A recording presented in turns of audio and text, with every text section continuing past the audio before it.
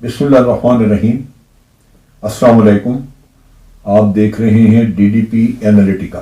जैसा कि आपके इल्म में है कि पाकिस्तान के जनूबी इलाके गवादर में कई रोज से एक एहतजाज चल रहा था, पुरअमन एहतजाज था, और फिर हमने देखा कि उस एहतजाज में सैकड़ों के हिसाब से औरतें, आदमी, बच्चे शामिल हुए। उनके मतालबात बिल्कुल जायज़ थे,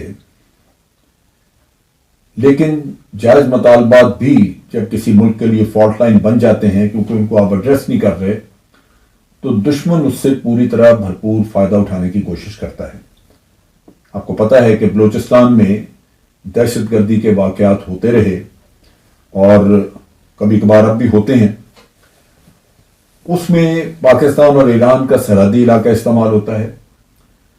भारत की इंटेलिजेंस एजेंसी जिन्होंने चाबहार में अपना सिलसिला बना के रखा हुआ है, वहाँ पे उनका कंट्रोल हेडक्वार्टर वगैरह मौजूद है, तो वहाँ से ये खेल खेला जाता रहा।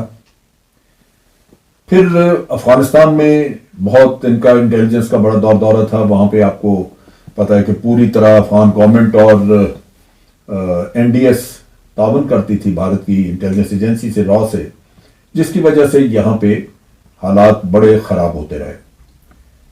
लेकिन अब आप देखिए कि पाकिस्तान अपने तौर पे मुख्तलिफ ज़राए इस्तेमाल करके इन ख़तरात को काउंटर कर रहा है।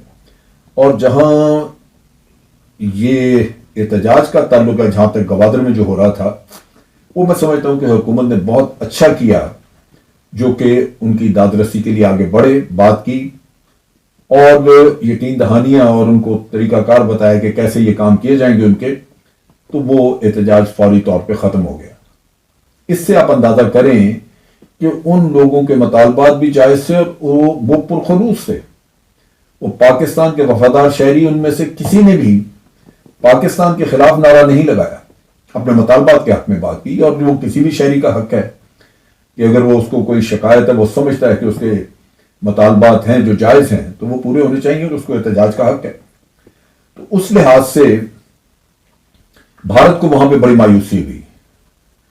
मौलाना हिदायतुर रहमान वहां पे इस एहतजाज को लीड कर रहे थे, चलाया, लेकिन उन्होंने किसी भी गैर मुल्की एजेंट को अपने करीब नहीं आने दिया। मैं उनकी इस कोशिश को सराहता हूं और खुदा करे कि उन्होंने जो मेहनत की है और हुकूमत ने जो उनसे वादे किए हैं वो पूरे हों, ताकि वो भी अपने अवाम के सामने सुरखरू हो सकें। बलूचिस्तान का इलाका हमेशा साजिशों का, इंटरनेशनल साजिशों का गढ़ रहा है। यहाँ पे अफगानिस्तान से साजिशें होती रहीं, ईरान से बाद में शुरू हुआ मामला, लेकिन अफगानिस्तान का तो 1947 से काम शुरू हो गया था। भारत और पहले वक्तों में सोवियत यूनियन भी इस खेल में शामिल था। आज भी भारत इस काम में पूरी तरह मुलव्वस है, लगा हुआ है, और इसकी तफसील मैं आपके सामने रखता हूं ताकि पता हो कि हमें सब पता है जो कुछ भी किया जा रहा है। भारतीय खुफिया एजेंसी रॉ के मगरबी यूरोप के डेस्क जो हैं, उसके एरिया 4, उसके 5 ऑफिसर्स हैं जो कि बलूचिस्तान की कलअदम तंजीमों को यूरोप से पाकिस्तान के खिलाफ प्रोपेगेंडा करने में मदद करते हैं और वहां से उनके लिए ऑपरेशंस प्लान करके पाकिस्तान में बदअमनी का सिलसिला भी चलाते हैं। सिक्योरिटी जराए से हमें सब जो इंफॉर्मेशन वगैरह मिलती है उससे पता चलता है कि ये भारत की इंटेलिजेंस एजेंसी रॉ के मगरबी यूरोप डेस्क की कार्रवाइयों के बारे में जो हमें वाकफियत मिली, जो कुछ भी हमें बताया गया, उसमें उसके तहत बताया जाता है कि 5 ऑफिसर्स हैं जो कि स्विट्जरलैंड, जर्मनी और लंदन से कालादम बलोच लीडरों को मदद करते हैं और ऑपरेट करते हैं। ये कवर ऑफिसर्स के तौर पे, इनके नाम जो हैं वो कवर नाम होते हैं, असल नाम वहां पे नहीं होते, और अपनी एम्बेसीज के साथ मिलकर काम कर रहे हैं, एम्बेसियों में है मौजूद। इनमें एक का नाम रंजन कपूर है, दूसरे का नाम राजेश आशुनी, दीपक कातके और कुमार سہلیر اور پاٹل جین جو ہے یہ 5واں آدمی ہے. یہ سفارت خانے میں اپنے ڈپلومیٹک کور کے ذریعے بیٹھے ہیں اور وہاں سے یہ سارا سیبوٹاج وغیرہ کا کام اور قرارداد تنظیمیں جو پاکستان میں ہیں ان کے ساتھ مل کے دہشت گردی کا سلسلہ چلاتے ہیں.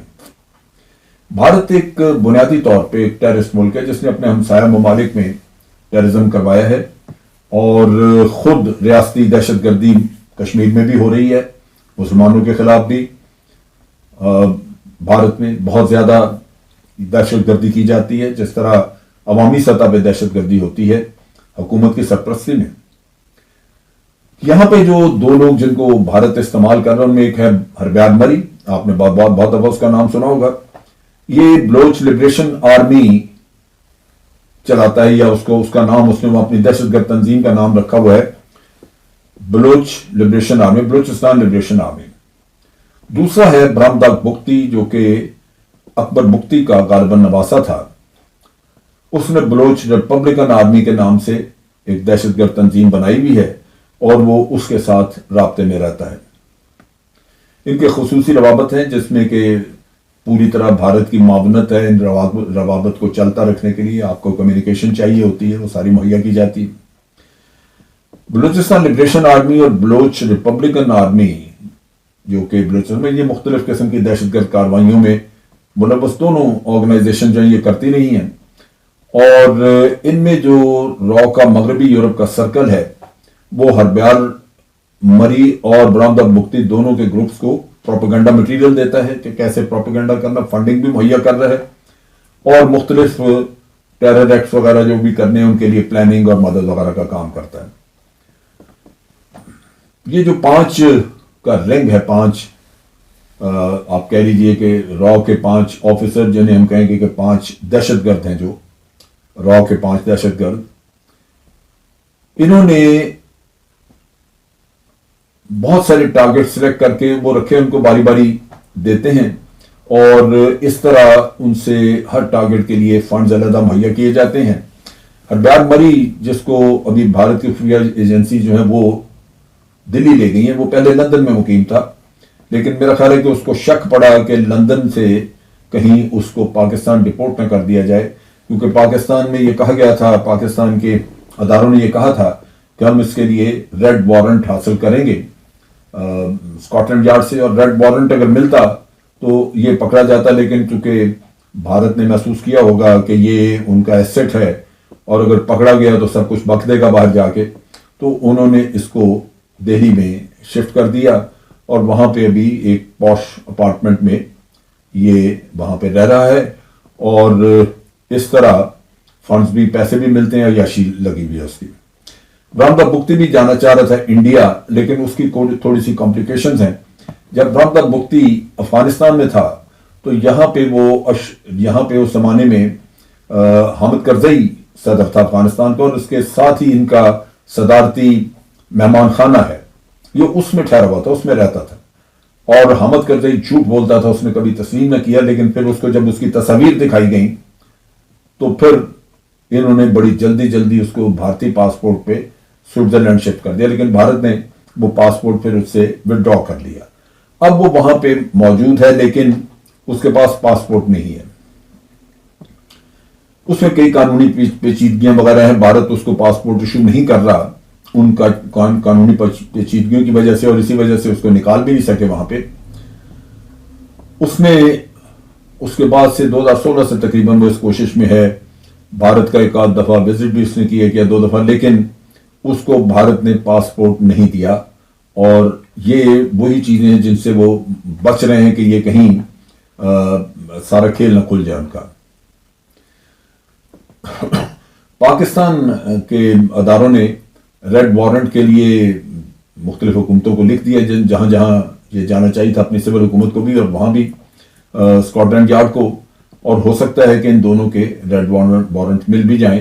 لیکن جو دہلی میں چھپا ہے وہ چھپا رہے گا, اس کا بھارت کبھی تسلیم نہیں کرے گا کہ ان کے قبضے میں ہے وہ, جبکہ ہو سکتا ہے کہ برہمداغ بگٹی جو ہے اس کو پکڑ لیا جائے.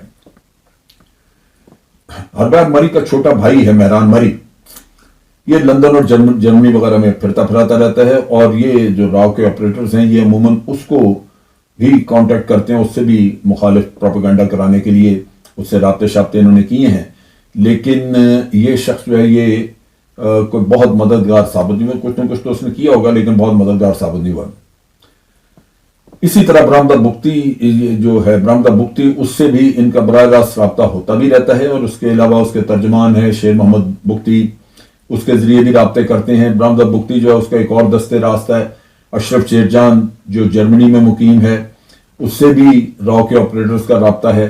وہ بھی برآمدہ بگٹی گروپ کو ہینڈل کرتا ہے یا اس کے معاملات وہ بھی سنبھالتا ہے، اور اس کا ایک اہم ممبر ہے جو راز سے رابطے میں موجود ہے یہی شیرجان جو بات جس میں کر رہا ہوں. پھر یہ ریاض بگٹی ہے، کریمہ بگٹی، ودود ریسانی اور نائلہ قادری، یہ بھی اسی خبیث گروہ کے رکن ہیں.